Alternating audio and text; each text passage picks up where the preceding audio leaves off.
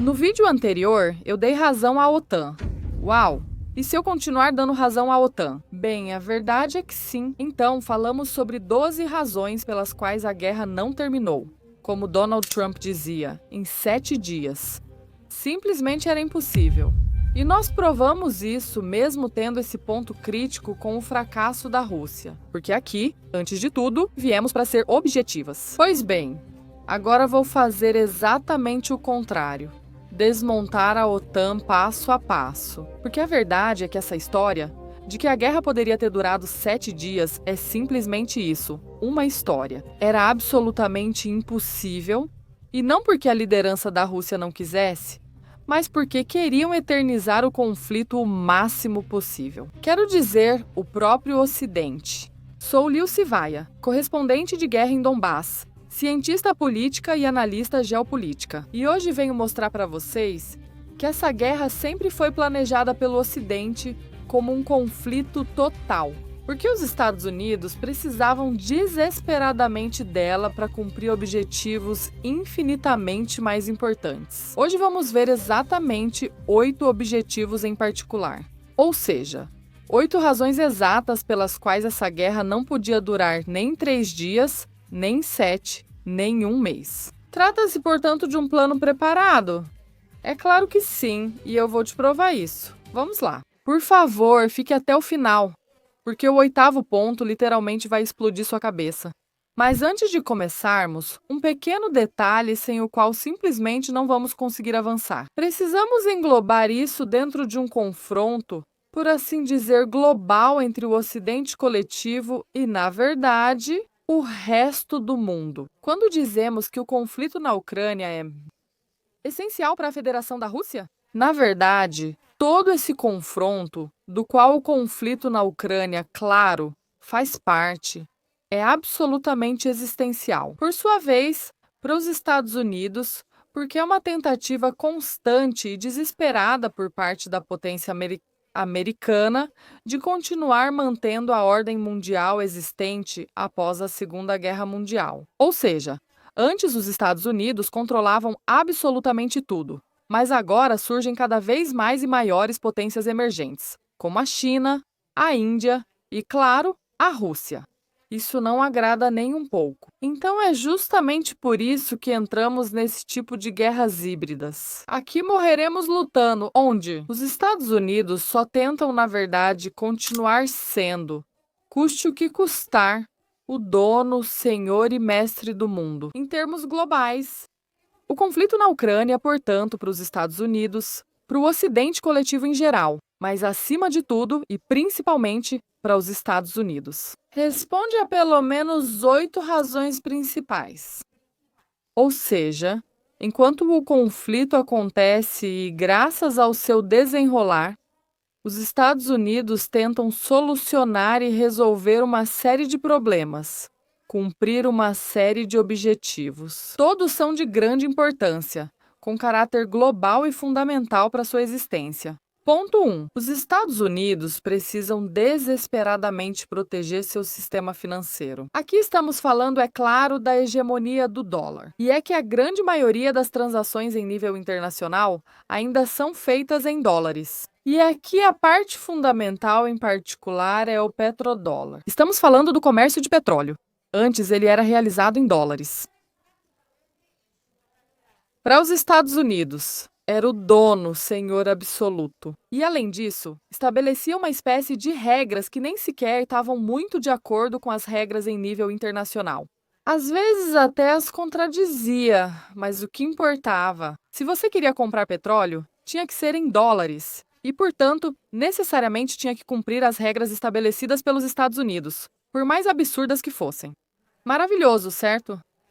Na verdade, não para todos. Para os Estados Unidos, sem dúvida, é um paraíso. Mas o que acontece agora, quando surgem as potências emergentes? E, de fato, como contrapartida a esse conflito que vem enfraquecer essas potências emergentes? Surgem novas transações que não são feitas em dólares, mas, por exemplo, como no caso da Rússia e da China, em yuans. Transação que os Estados Unidos não controlam.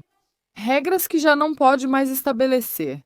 Influência que perde e dinheiro que perde, claro também. Ou seja, onde antes as empresas e os empresários eram absolutamente obrigados a seguir até as exigências mais absurdas dos Estados Unidos, só para continuar negociando com a única moeda existente. Agora acontece que eles estão começando a poder escolher, e então os Estados Unidos estão começando a perder o controle. Justamente por isso, foi que Donald Trump enlouqueceu tanto no exato momento em que chegaram os rumores de que os Brasil, Rússia, Índia, China e África do Sul estavam pensando em criar uma moeda única própria. Porque isso significaria, em grande parte, tirar o dólar do topo. Por mais parcial que fosse, eles simplesmente não podem permitir isso. E eles estão dispostos a provocar qualquer guerra, contanto que consigam enfraquecer as potências que possam enfrentá-los. Em termos financeiros, ponto número 2.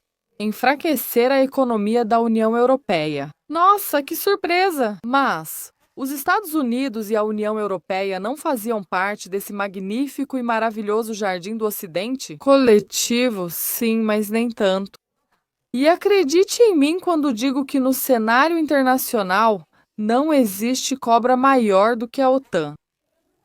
Parecem super amigos, mas não perdem a menor oportunidade de dar a facada nas costas do amiguinho da vez. E os Estados Unidos na União Europeia, além de um parceiro, já não se sabe até que ponto é confiável ou não. O que se vê é, claro, uma tremenda competição econômica, que é o melhor que pode acontecer para os Estados Unidos nesse sentido. Sim, que um concorrente se torne um vassalo. Ou seja, onde antes podíamos ver uma União Europeia independente e economicamente forte, e, portanto, aliada à minha Federação da Rússia, da qual recebia recursos bons, bonitos e baratos. Agora, o que nos resta é uma União Europeia absolutamente empobrecida, extremamente dependente dos Estados Unidos e passando pelo pior momento de suas relações diplomáticas com a Federação da Rússia. Ou seja, dificilmente podemos imaginar dois agentes geopolíticos com relações piores neste momento,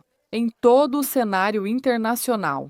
Até o ponto exato em que agora, dentro da União Europeia, há países. Por exemplo, a Polônia se recusa a entregar terroristas com toda a legalidade internacional em mãos, simplesmente porque os atos terroristas em questão foram cometidos contra os interesses da Federação da Rússia. Bem, na verdade, até mesmo contra os interesses, ainda que de forma indireta, da própria Polônia. Mas essa longa história é melhor deixarmos para outro relatório. De qualquer forma, objetivo alcançado. Graças à guerra na Ucrânia, a União Europeia está mais distante da Federação Russa. Impossível logo mais distante. Também dos recursos energéticos desse país, entre outros, muitos recursos de grande importância. Portanto, está o mais enfraquecida possível. Também em termos econômicos, pois aí está um possível concorrente dos Estados Unidos eliminado. Ponto número 3.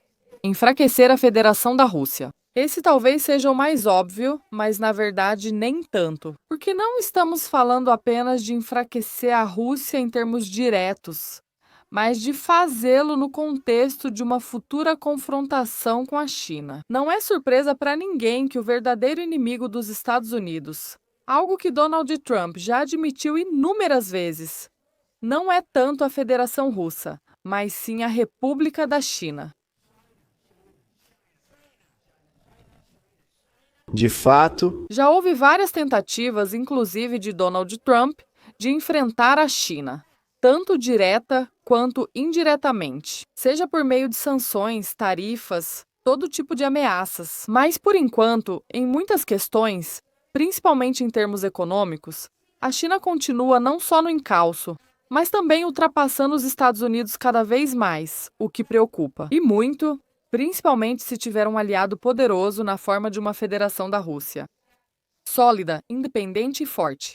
Ponto número 4. Reforçar as posições do complexo militar industrial da OTAN e, portanto, e muito especialmente, dos Estados Unidos. Isso, na verdade, responde a um objetivo de dupla vertente.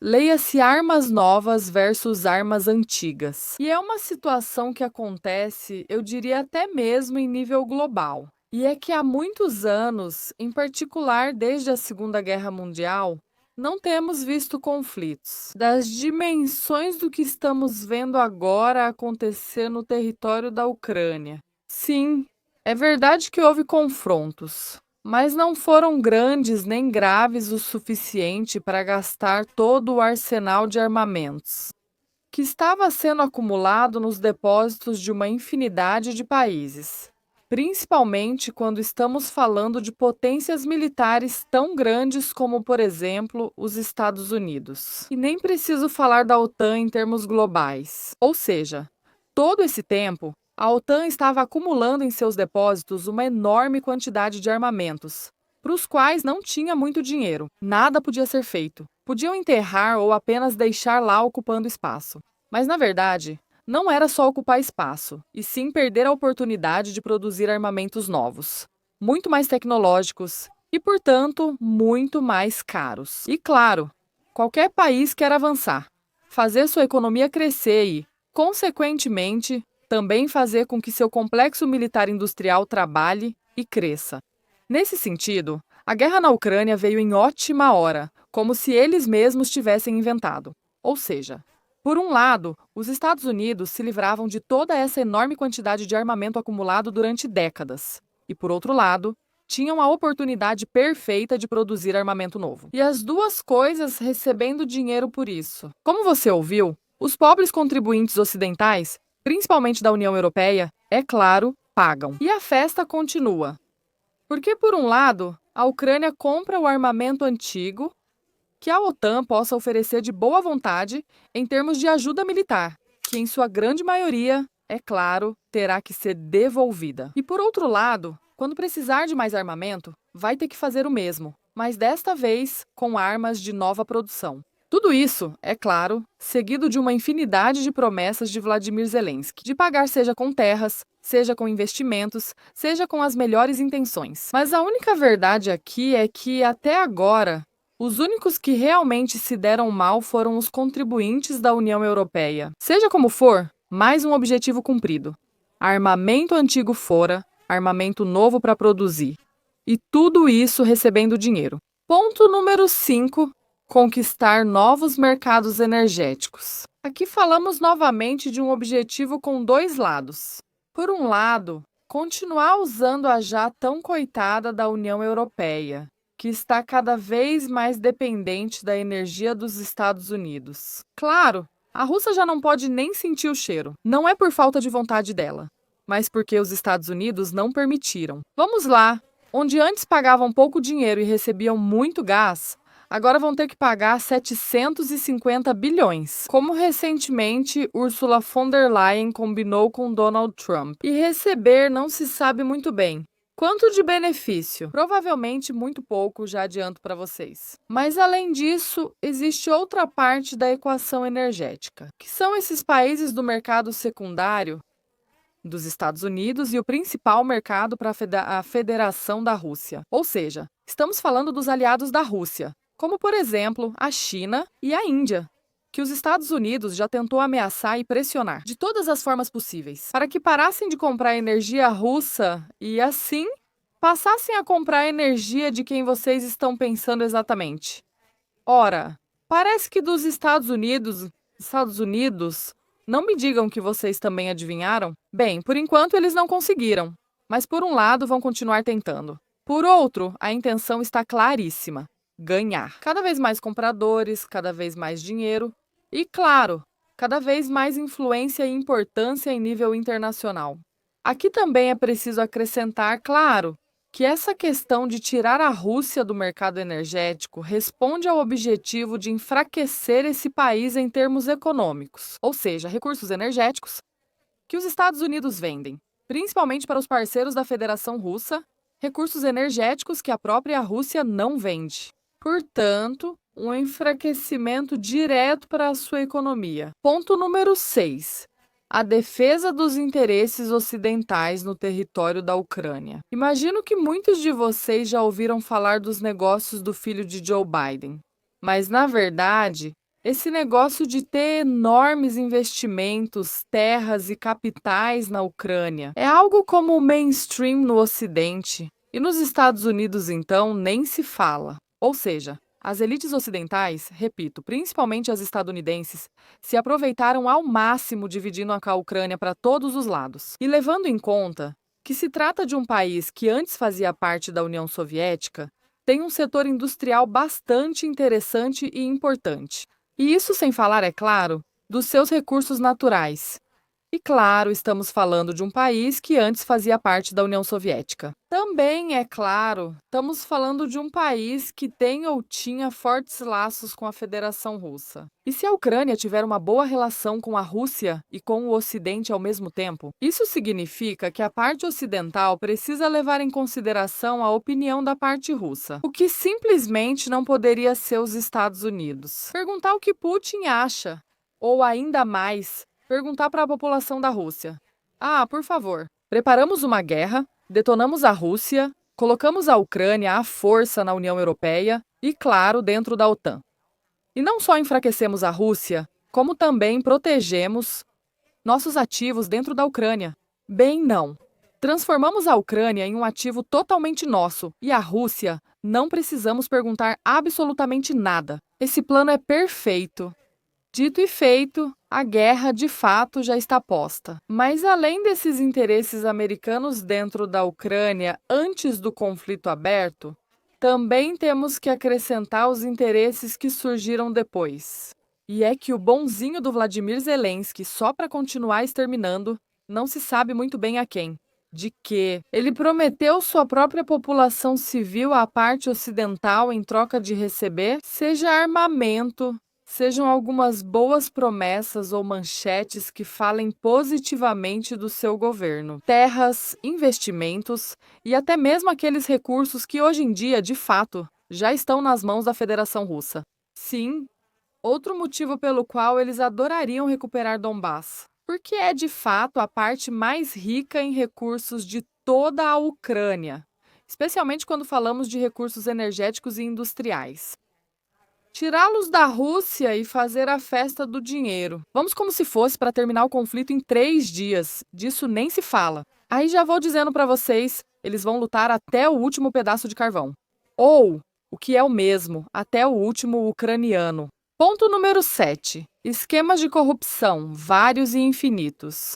E é que para ninguém, a essa altura do campeonato, imagino que isso seja surpresa. O fato de que a Ucrânia, a nível internacional, mas principalmente para o Ocidente coletivo, se tornou algo como uma grande máquina de lavar dinheiro. Ou seja, todo mundo sabe que para a Ucrânia são destinados rios e rios de dinheiro, mas ninguém sabe exatamente para onde vai, nem a que objetivos corresponde. Nesse sentido, vale lembrar as declarações bastante recentes de uma deputada republicana dos Estados Unidos que falou nesses termos. Zelensky parece estar levando para os Emirados Árabes Unidos mais de 50 milhões de dólares por mês. E claro, ela mencionava a santo de quê?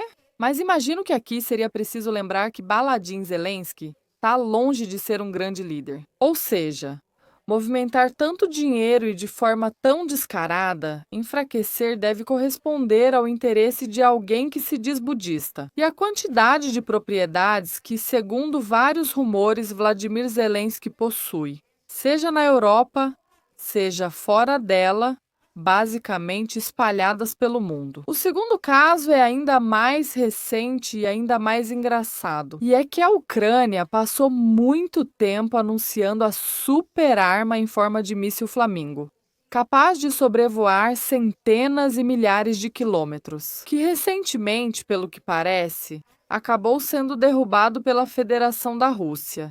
E, portanto, desmontado também por esse país. Os microchips que vinham dentro de uma super arma dessas parecem ser dos mais baratos. Vamos, é como se tivessem tirado eles das famosas máquinas de lavar. Seja como for, o que na época foi vendido como a criação mais brilhante do complexo militar industrial ucraniano não parece ser tudo isso. Ou, dito de outra forma, parece que foi criado para causar o máximo de dano possível. Sim, mas não à Federação da Rússia.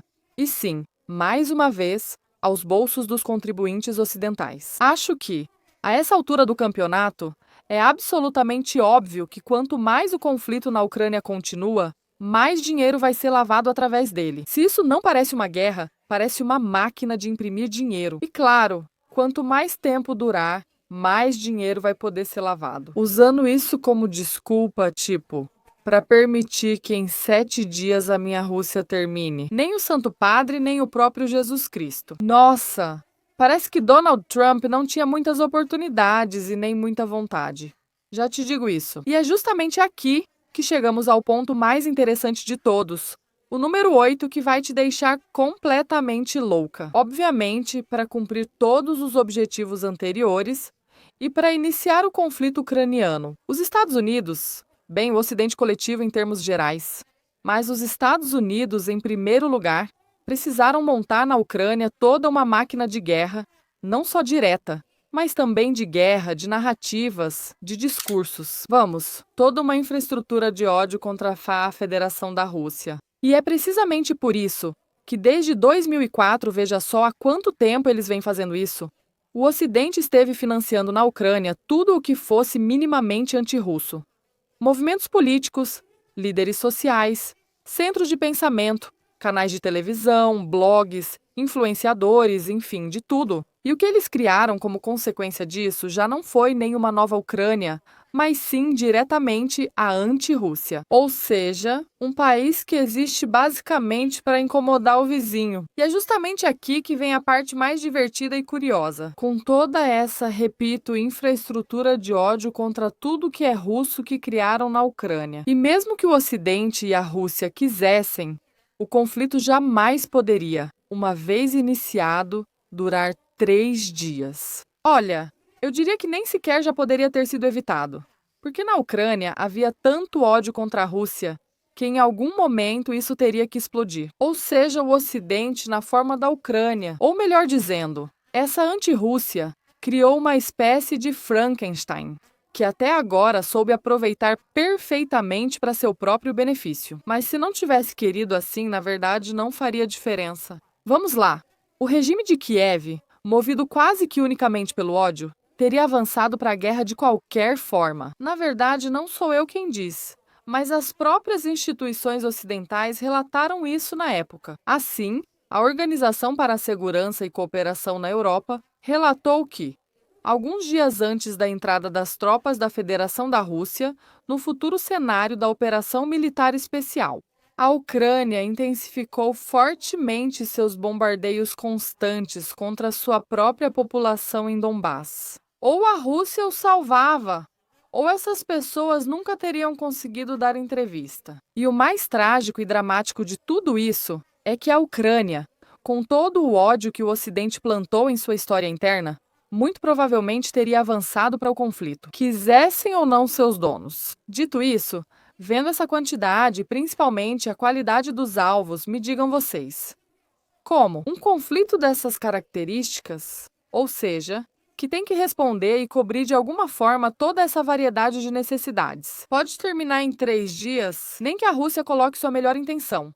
Vamos, nem sua melhor intenção, nem suas melhores estratégias, nem seus melhores meios. Simplesmente impossível. Mas também digo a vocês que o plano ocidental, embora pudesse parecer que realmente funcionou porque conseguiram provocar esse conflito por um longo período, realmente também fracassou porque desconsideraram 2 questões fundamentais. Em primeiro lugar, eles nem podiam imaginar que a Rússia conseguiria resistir tanto diante de todas essas tentativas de destruição.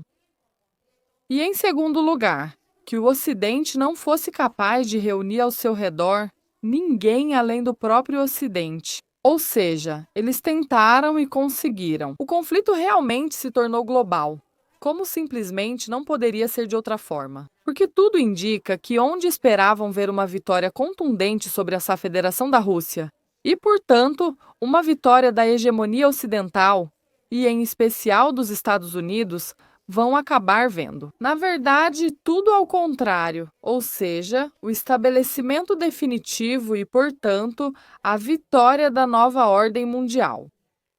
Multipolar. Eu sou Lucy Vale, e este é o Jornalismo Livre, combativo e com rosto humano.